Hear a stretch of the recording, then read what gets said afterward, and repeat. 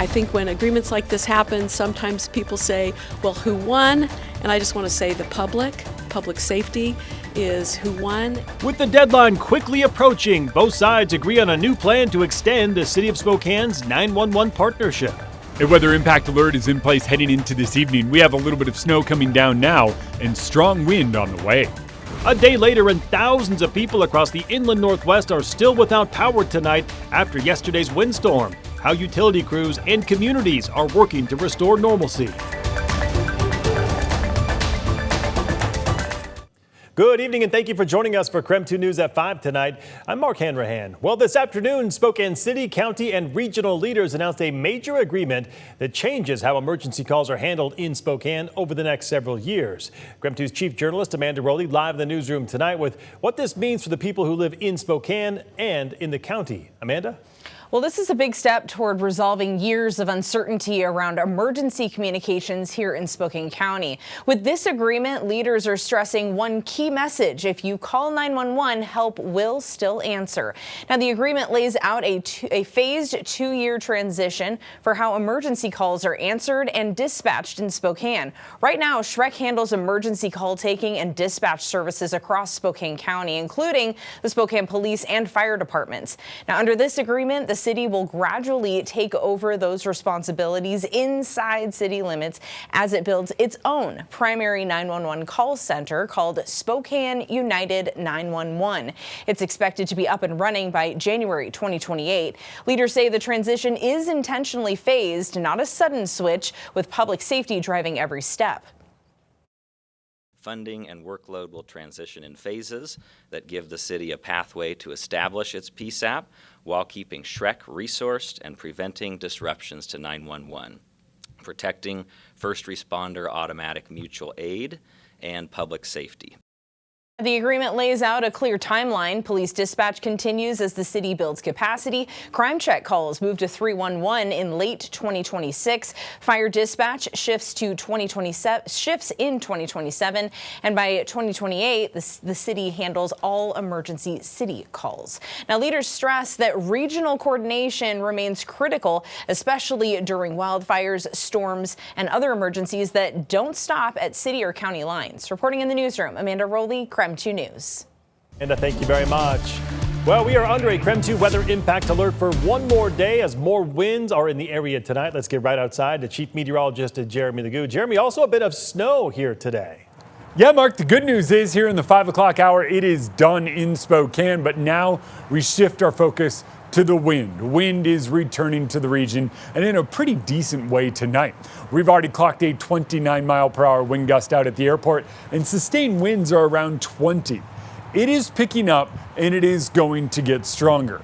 Wind advisories are in effect for eastern Washington and North Idaho as wind gusts are expected to hit 45 to 55 miles per hour tonight. Strongest winds between about 9 p.m. and 1 a.m. I think if we just shrink that 10 p.m. to midnight, that's when we are in that big gust spectrum. That's when we're going to see some of our strongest ones. 10:30 to 11 kind of be in the center of it. When it comes to snow, most of it's staying up in the mountains now that our lowland snow has moved out. And even though we're catching a bit of a break right now, it does look like we eventually clear out tonight, but see more snow in the mountains as we get into the weekend. So it is likely we get a decent base at some of our resorts in the next couple of days. But for now, just know it's all about the wind down low. And while 45 miles per hour isn't enough to cause widespread damage, it is enough that those trees that are already starting to lean could eventually fall over. All righty. Sounds good, Jeremy. We'll check back in with you later in the broadcast tonight. In the meantime, staying in Spokane, people across the city are hard at work cleaning up down branches and sweeping up debris. A tree that fell blocking Bernard Street on the South Hill has now been cleared after crews spent much of the morning cutting that tree into smaller pieces. They say make sure to drive carefully since some traffic lights are still out.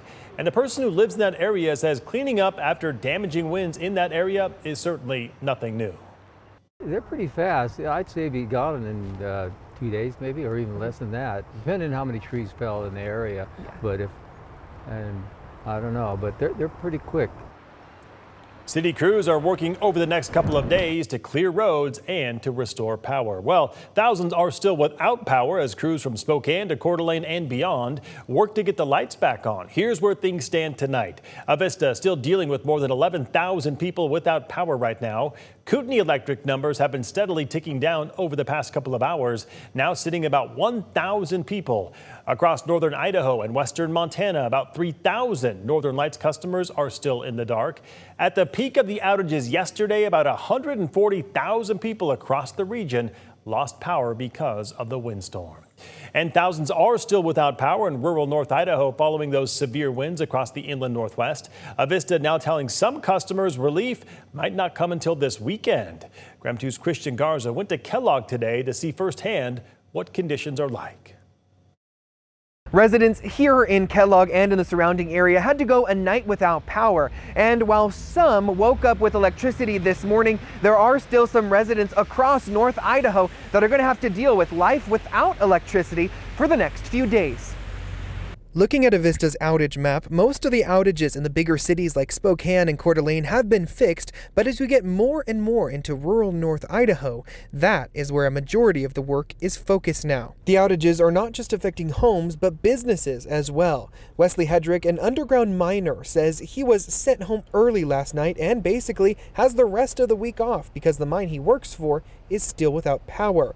That's the reality for multiple mines here in the Silver Valley. Hedrick says the drive home last night was eerie, but all he could think about was his family. In that instant, it was, do I have enough wood to keep my house warm for my family, and do I have enough food? But like for some of my friends right now that I work with, they're still without power, so I've been offering my home to all my friends and them to come over, eat a hot meal. These mines do have generators, so work above ground is still an option for some. Hedrick says if the power would have gone out while he was underground, they would have used that generator to bring them back up to the surface. But it's not safe to use as a reliable way of transportation up and down. These businesses join the almost 2,000 people waiting until this weekend to get their power back on. The Shoshone County Emergency Management Team tells me that if you are experiencing power outages here around the area, there aren't necessarily emergency shelters that you can go to, but rather the fire stations both in Kellogg and Osborne are open to the public for people to go in, charge their phones, and escape the cold if they need to. In Kellogg, Christian Garza, KREM 2 News. All right, we still have plenty more news to get to tonight, including we'll tell you about an exciting new service that Alaska Airlines is launching for Spokane travelers next summer. Plus, in 8 minutes, we dive into why visitors are increasingly traveling to play at Coeur d'Alene Casino. And plus, here's our schedule tonight for KREM 2 Plus at 7 o'clock. We'll let you know about the 12 scams of Christmas.